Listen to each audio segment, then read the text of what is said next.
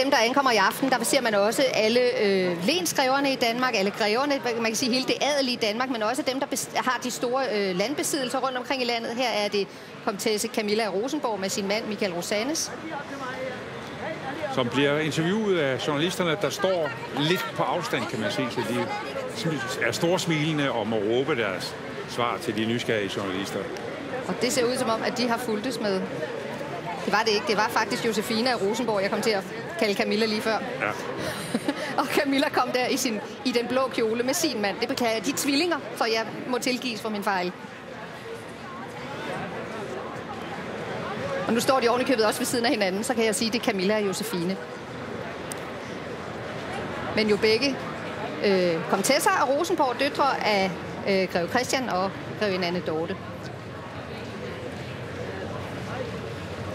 Ja. Store krone.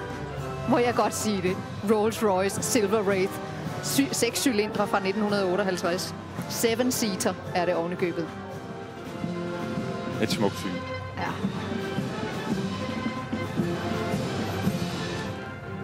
Og her hendes majestæt dronningen, aftens absolutte hovedperson. Og prins Gemalen, som stiger ud til det, der bliver bagsiden i forhold til ankomsten til det kongelige teater. Og der klappes og hilses. Dronning i smaragdgrøn, og i smaragd hele vejen, kan jeg sige, det er et af de absolut flotteste stykker i de danske kronjuveler, nemlig smaragdsættet.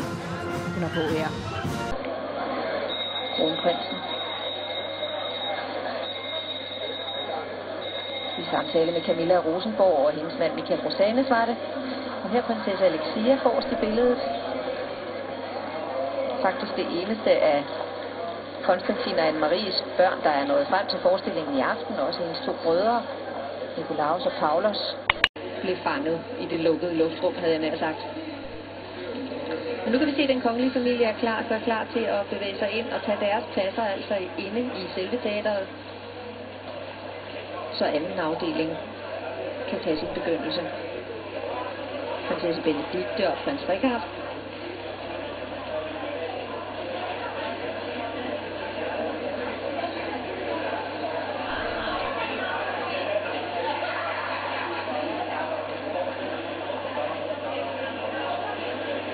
Prins Joachim og prinsesse Marie, der altså også er så småt ved at være på vej.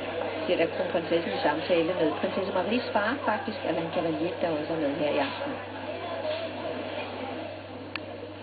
Og her, kronprinsesse Victoria af Sverige med sine tilkommende, Daniel Wessling, de 2 skal giftes til sommer den 19. juni.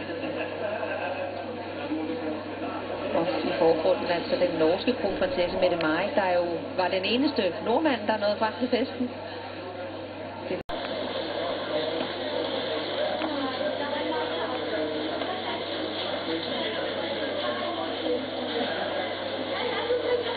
Vi ser til højre i billedet.